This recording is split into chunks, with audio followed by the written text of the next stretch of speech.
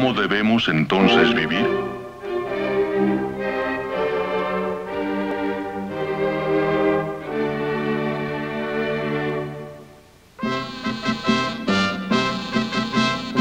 Capítulo 2. La Edad Media. Rubens Medel en la voz de Francis Schaeffer.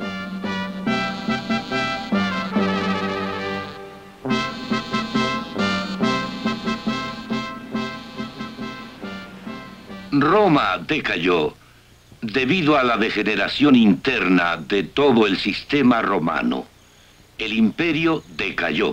Siguió una época de confusión social, intelectual y política. Y después un despertar gradual cultural, la Edad Media. A la vez que decayó el aprendizaje en Europa, los antiguos manuscritos de los clásicos griegos y latinos, así como la Biblia, se preservaron, se copiaron y se recopiaron. Sin embargo, el cristianismo original y primitivo del Nuevo Testamento gradualmente se fue distorsionando.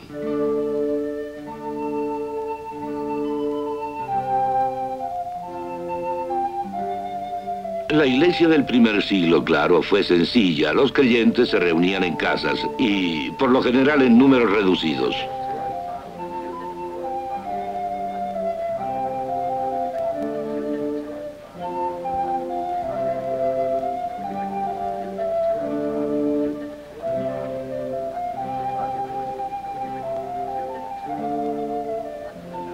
Cuando se reunían en estos pequeños grupos, se dedicaban al canto de salmos y alabanzas.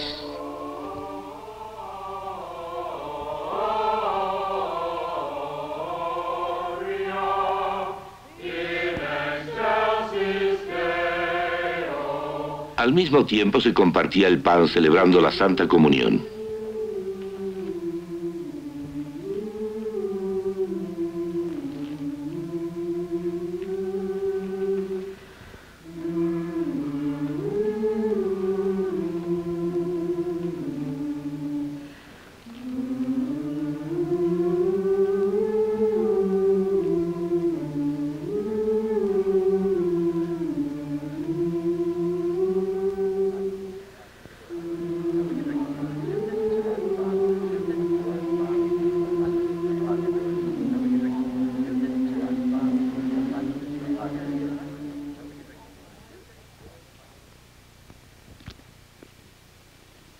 La iglesia del primer siglo hizo hincapié principalmente en la predicación de la Biblia como la palabra absoluta e infalible de Dios.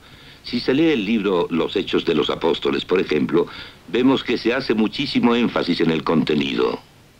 La religiosidad no era, como piensa ahora el hombre del siglo XX, algo que se encuentra dentro del área del irracionalismo. En realidad se trataba del contexto, se trataba ahí de la resurrección de Cristo en espacio y en tiempo. Reconocían al Antiguo Testamento como la palabra de Dios. Lo que esta gente creía en realidad era en la veracidad de ello, no en su religiosidad y ni siquiera, básicamente, en la experiencia religiosa, sino en la veracidad. Observad los frescos de esta catacumba cristiana, pintados antes de la Edad Media. Aunque solo se representen, son gente real, viviente en un mundo real.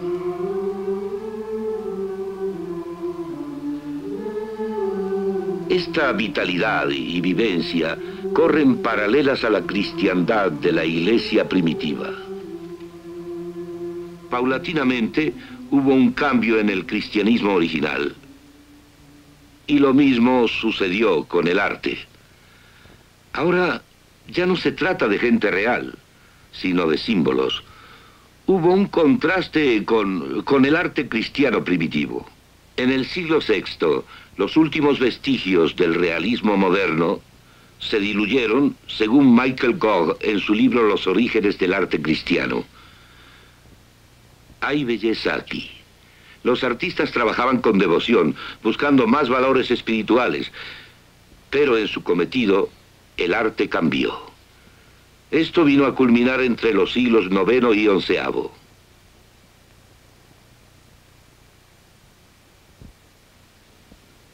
Me gustaría volver por un momento a los primeros días de la Edad Media. La iglesia cristiana se alejó de la antigua música romana debido a su relación con las ceremonias religiosas paganas y las prácticas sociales romanas. Prevalecían fuertes elementos humanos en la música de la iglesia primitiva.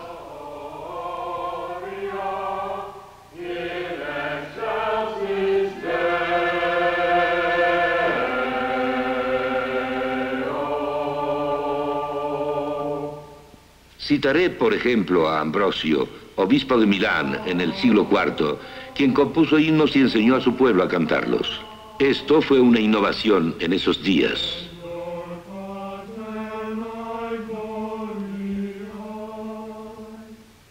Luego, con el Papa Gregorio, hubo un cambio que ahora conocemos como canto gregoriano, impersonal, místico y espiritual.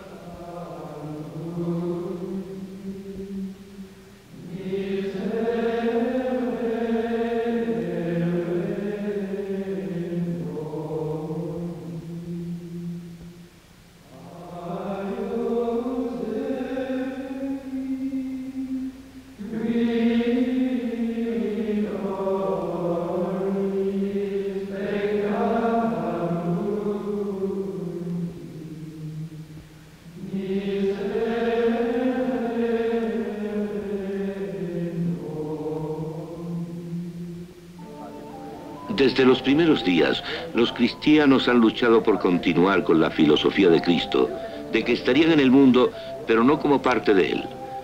Esto retó a la actitud cristiana en cuanto a las posesiones materiales y el modo de vida.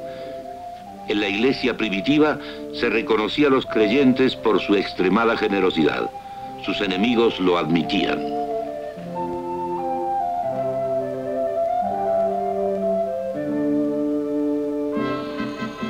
Pero en la Edad Media el péndulo no dejaba de oscilar entre un descuido absoluto del mandamiento de vivir modestamente, preocupándose por el pobre, y la antigua idea monástica de no poseer nada de dinero.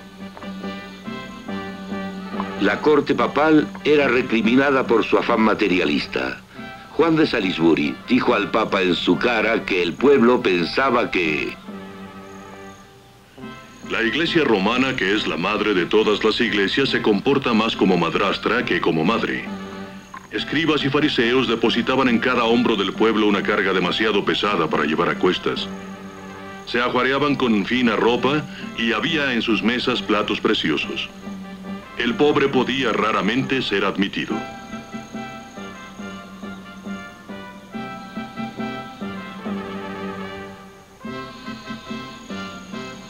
En medio de todo esto, Francisco de Asís, comprendiendo los efectos corruptores del dinero, prohibió a sus seguidores recibir dinero alguno. Codo con codo, existía el lujo y el materialismo práctico del Papa y su corte, y de los monasterios, que gradualmente se convirtieron en centros de abrumadora riqueza. La Iglesia en la sociedad medieval hizo intentos por controlar los abusos de dinero en la sociedad. Primero trató de prohibirlo, luego quiso limitar las tasas de intereses. Después, con el apoyo de los soberanos seglares, intentó imponer precios justos. La enseñanza económica medieval exaltó la virtud del trabajo honrado y bien desempeñado.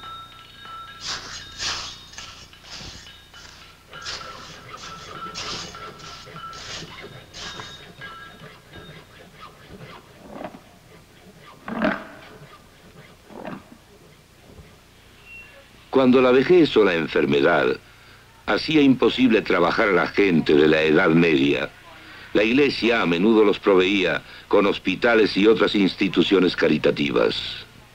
Este hospital se abrió en Siena en la Edad Media, tal como se encuentra ahora. A pesar de que los pacientes del siglo XX están orgullosos de los avances modernos de la medicina, al mismo tiempo, aún hoy pueden admirar el magnífico gusto artístico de aquellos decoradores de la antigua Siena.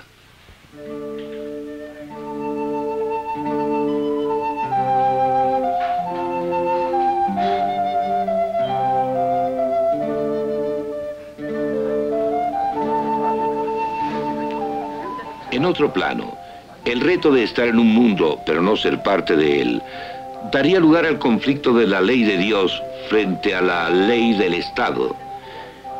En la iglesia primitiva no existía tal confusión entre la iglesia y el Estado, porque hasta los días de Constantino el Estado estaba establecido bajo bases no cristianas.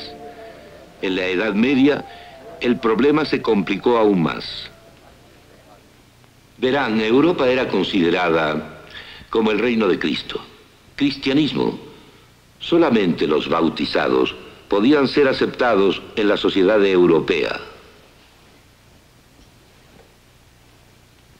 Así, se puede decir que el Estado mismo había sido bautizado o consagrado. Individualmente, esto suponía un problema aún más complejo en relación al Estado. Esta es la alegoría de Lorenzetti del buen y el mal gobierno, que se encuentra en la Cámara del Consejo del Cabildo de Siena, que data del siglo XIV. El mal gobierno, aquí, con el diablo presidiendo sobre todos los vicios que destruyen a la comunidad. Y acá, el buen gobierno y las virtudes cristianas, de las que derivan todas esas actividades humanas que manifiestan la identidad del hombre bajo Dios. La confusión en el gobierno humano ciertamente existió en la Edad Media, cuando el Estado y la Iglesia se entrelazaron. Este es el ideal de la vida bajo el buen gobierno: avanzar ininterrumpidamente.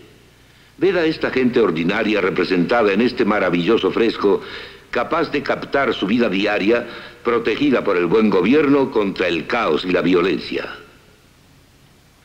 Sin embargo, mientras que el artista conocía la turbulenta historia política de Siena y sabían que las fuentes del bien y del mal eran distintas, los efectos eran una mezcla a nivel humano de buenas y malas intenciones.